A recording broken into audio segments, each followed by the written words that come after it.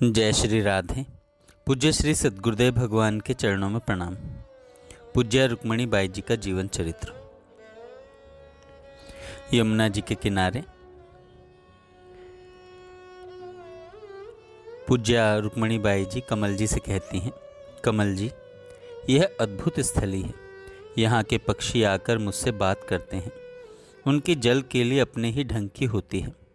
रजरानी का यह सुंदर सुंदर कोमल कोमल मखमली गद्दा भला कहाँ मिलेगा। यमुना तट की अनंत रसमयी अनंत स्नेहमयी रजरानी की इस मखमली गोद में, इस रज के गद्दे को मैं गोद ही कहती हूँ। इसमें बैठने का लेटने का जो सुख है वह जगत में अन्यत्र सर्वथा दुर्लभ है। इस सुख की तुलना में त्रिलोकी का सुख मुझे तुच्छ लगता है। रज के एक एक कण श्री राधा रानी के श्री चरणों की स्मृति दिलाते हैं। कमल जी, क्षितिज पर नभ का भूमि से मिलन श्री प्रिया प्रियतम के आलिंगन का दृश्य उपस्थित कर देता है। क्षितिज के चारों ओर वृक्षों की कतारें कुंज का वातावरण बना देती हैं। कमल जी, वह देखिए, उधर देखिए, आपको ये मंदिरों के शिखर दिख रहे हैं ना। ऊंचे ऊंचे दिखाई देने वाले यह शिखर निकुंज के अनंत सुंदर कुंजों की याद दिलाते हैं। यमुना के तट पर कितना आनंद, कितना उल्लास, कितनी उमंग है, यह कोई मेरी आंखों से देखे। कमल जी ने कहा, बाई, मुझको तो आपसे ईर्ष्या हो रही है। मैं तो यहाँ से दूर गोरखपुर की गीता वाटिका में हूँ, जहाँ यह सब नहीं है। बाई ने तुरंत कमल जी की बात काटते हुए प्रतिवाद किया और कहा, कमल जी, ऐसा मत कहिए, भूल कर भी मत कहिए। आपके पास गीता वाटिका में पूज्य श्री भाई जी और पूज्य बाबा हैं, जो नित्य ब्रज में ही वास करते हैं। बाबा के कथन अनुसार और उन्हीं के शब्दों में, वृंदावन में रहने वाला कोई व्यक्ति यदि कलकत्ते की दुकान का चिंतन करता है तो वह असल में कलकत्ते में ही है, और इसी प्रकार यदि कलकत्ते में रहने वाला वृंदावन धाम की लीला में है तो वह वस्तुतः वृंदावन धाम में है। यह तो बाबा की अटूट मान्यता, सर्वथा सर्वथा अकाट्य मान्यता है। आप गीता वाटिका में रहकर भी वृंदावन में रह सकती हैं, और रहिए। वहाँ तो अपार आनंद है, अनंत लीला है, अपरिसीम शोभा है, जिसको शब्दों में कहा ही नहीं जा सकता। इस प्रकार निज जनों से मिलते हुए यमुना तट पर बाई के दिन व्यतीत हो रहे थे। न चाहते हुए भी वह अनचाहा दिन, जो सबको शोक के सागर में डुबा देने वाला था, धीरे धीरे सरकता हुआ समीप आता जा रहा था। अंतिम विदाई। अपने समीप आने वाले स्वजनों से बाई जब तब कह दिया करती थी कि हाट उठने वाली है, और बाई के ये शब्द सभी की भावनाओं को बहुत अधिक मथ दिया करते थे। न चाहते हुए भी इन शब्दों को सुनना ही पड़ता था। सुनकर बाई से कुछ अनुरोध करने का साहस भी नहीं होता था। बाई ने जब नर्मदा बाई, भाभी जी, सावित्री बाई, मीरा, महादेवी, शशि आदि बहनों के सामने जो उद्गार व्यक्त किए थे, उससे बहुत क्षीण सा अनुमान होता था कि बाई आगामी बसंत पंचमी तक हम लोगों के साथ हैं। यह बसंत पंचमी 4 फरवरी 1995 के दिन पड़ रही थी। आत्मीय जनों का जैसा अनुमान था, उसके अनुसार बसंत पंचमी का दिन ज्यों ज्यों निकट आ रहा था, त्यों त्यों सबको भयान्वित भी बना रहा था। बसंत पंचमी के दिन बाई ने भाभी जी से कहा, भाभी जी, किसी विशेष कारण से अंतर जगत के द्वारा मुझे 3 महीने के लिए इस धराधाम पर रहने का समय और मिला है। बाई के इन शब्दों से समीपस्थ एवं अनुगत भाई बहनों के मन की भयान्वित भावनाओं को कुछ राहत मिली, पर मन ही मन यह बात भी समझ में आ रही थी कि इस राहत का कोई स्थायी मूल्य नहीं है। एक दिन बाई जब सावित्री बाई के साथ नाव पर बैठी हुई यमुना जी के उस पार जा रही थी, तब बाई ने सावित्री बाई से कहा, आजकल बाजार में आम मिलता है क्या? सावित्री बाई बोली, बाई, अभी तो जाड़े के दिन हैं, आम मिलने की संभावना नहीं है। आम तो गर्मी के दिनों में आते हैं, फिर भी बाजार में देखूंगी। सावित्री बाई ने यही उत्तर दिया। उसे सुनकर थोड़ी देर बाद बाई ने उनसे कहा,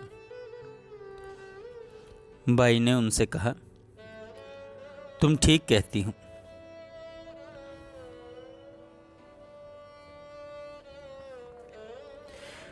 सावित्री बाई ने यही उत्तर ही दिया था। उसे सुनकर थोड़ी देर बाद बाई ने उनसे कहा, तुम ठीक कहती हो, अभी तो आम नहीं मिलेगा।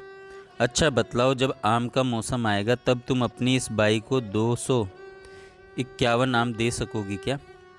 सावित्री बाई ने मंद मंद हंसते हुए कहा, हाँ बाई, ज़रूर दूंगी। क्षितिज के फलक पर धुंधला धुंधला एक चित्र, जो इस जगत के लिए संगीन और उस जगत के लिए रंगीन था, ऐसे गमगीन बना देने वाले किसी एक चित्र को देखकर बाई ने सावित्री बाई से कहा, गर्मी के मौसम में जब तुमको आम मिलेंगे तब तुमको यह बाई मिल पाएगी क्या?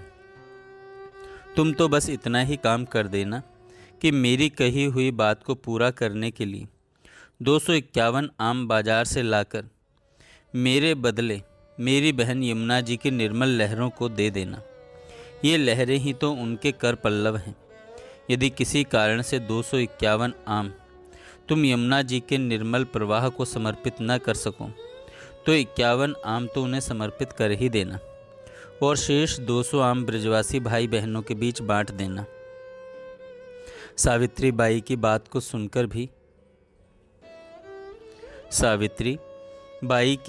सुनकर भी अनसुनी करती हुई अनमने भाव से बाई ने उनसे कहा, सावित्री, उस समय बाई को तुम भला कहाँ पाओगी? सावित्री बाई ने यही उचित समझा कि इस चर्चा को तुरंत विराम दे देना चाहिए।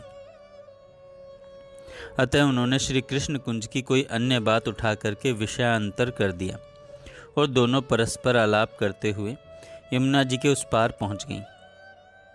इसके कुछ ही दिनों बाद एक गंभीर प्रसंग है। बाई ने सावित्री बाई को यमुना जी के उस पार अपने पास बुलाया। समीप में जो अन्य बहनें थीं उनसे काफ़ी दूर बैठा दिया, जिससे होने वाली बात की भनक भी उनके कान में ना पड़े।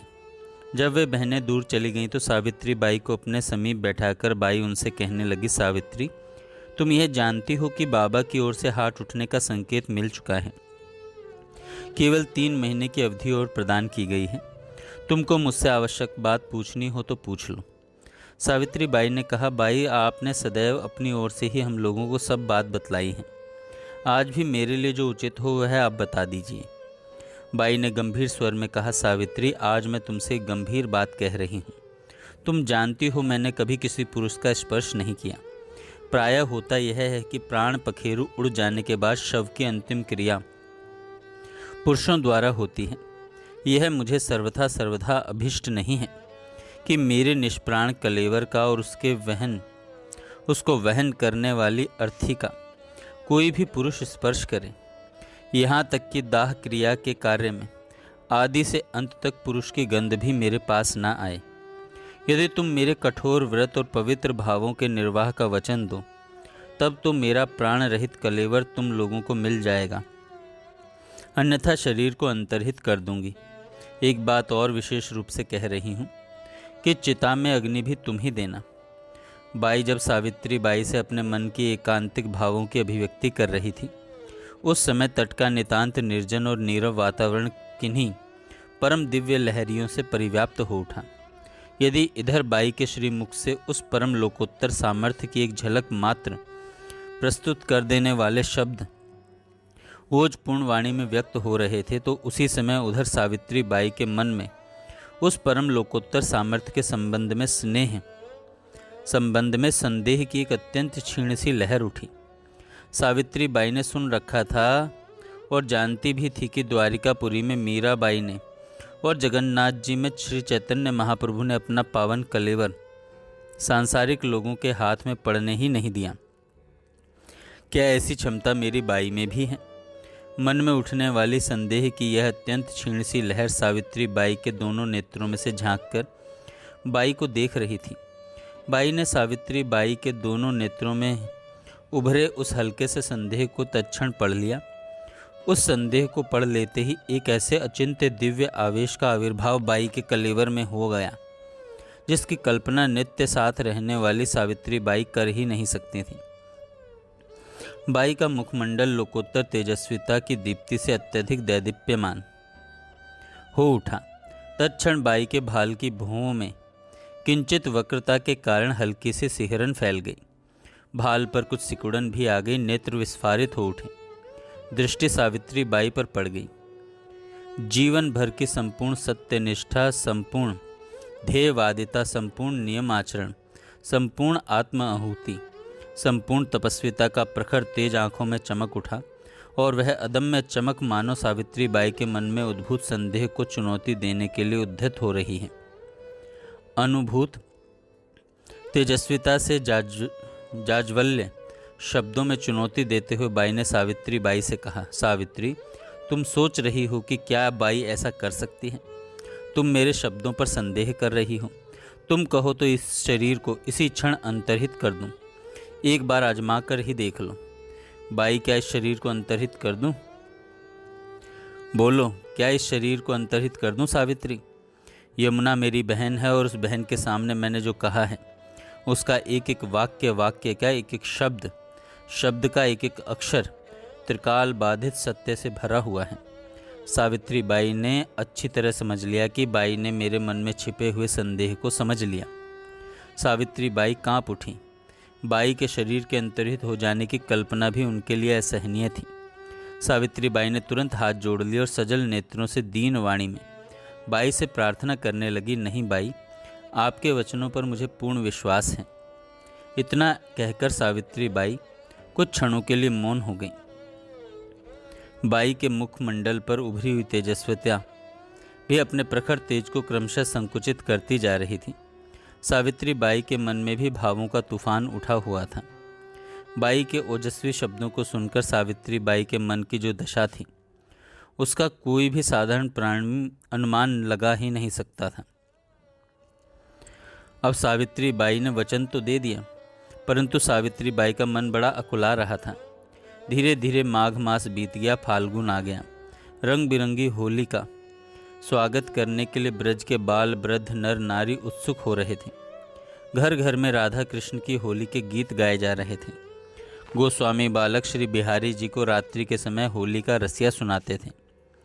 वृंदावन की सड़कों पर बालक रंग और गुलाल उड़ाते उछालते हुए दिखलाई देते थे। तभी बरसाने की लठमार होली का दिन आ गया। बाई यमुना जी के उस पार कुम्हारिन मैया के साथ बैठी हुई थी। कुम्हारिन मैया ने देखा बाई रज में खूब लोटपोट हो रही हैं। यह कुम्हारिन मैया के लिए अनोखा दृश्य था। रज में बार बार लोटपोट करती हुई बाई से कुम्हारिन मैया ने पूछा, बाई, आप इस प्रकार रज में लोटपोट क्यों हो रही हैं? हास्य अधरों से मधुर मधुर स्वर में बाई ने कुम्हारिन मैया से कहा, मैया, मैं बरसाने वाले की होली खेलने जा रही हूँ। देख, मेरा घेरदार लहंगरा, मेरी जरीदार चुनरी, हीरा पन्ना जटित मेरी चूड़ी, पाँव की मेरी सुनहरी पाजेब, यह सब देख कितनी सुंदर है। तू मेरी सुंदर सुंदर चीज़ें चुरा मत लेना। मैं तुम पर विश्वास करती हूँ, तभी तुमको दिखाया है। इतना कहते कहते बाई भावाविष्ट होकर अपने शरीर की सुध बुध खो बैठी और चेतना शून्य होकर यमुना रज में निस्पंद पड़ी रही। बाई को निश्चेष्ट पड़ी देख करके कुम्हारिन मैया श्री राधा नाम संकीर्तन करने लगी। वह न तो किसी को बुलाने की स्थिति में थी, न बाई को छोड़कर जाने की। लगभग 2 घंटे बाद बाई प्राकृत धरातल पर आई। कुम्हारिन मैया से बोली, मैया देख, मैं होली खेल कर आई हूँ। देख देख ये रंग के छींटे जो मेरी साड़ी पर लगे हैं। यह कहकर बाई ने सचमुच रंग के वे बासंती छींटे दिखला दिए जो यत्र तत्र साड़ी पर लगे हुए थे। उन बासंती छींटों को दिखलाते हुए बाई ने पुनः कुमारिन मैया से कहा, अब तो तुमको विश्वास हो गया ना कि मैं आज बरसाने गई थी। बरसाने में प्रियतम श्याम सुंदर के साथ होली खेली थी। होली खेलकर मैं अभी लौटी हूँ। कुम्हारिन मैया ने अपनी आंखों से देखा कि बाई की सफ़ेद साड़ी पर केसरिया रंग के छींटे हैं और उनसे केसरिया सुगंध भी आ रही है। कुम्हारिन मैया बाई से बोली, बाई, मोकू पक्को विश्वास है कि आप होली खेल कर आई हो। ये छींटे देख के तो मेरा विश्वास और पक्को है गयो। कुम्हारिन मैया का सौभाग्य था कि बाई की साड़ी पर केसरिया रंग के छींटे देखने का अवसर मिला। जय श्री राधे। आगे हम कल सुनेंगे।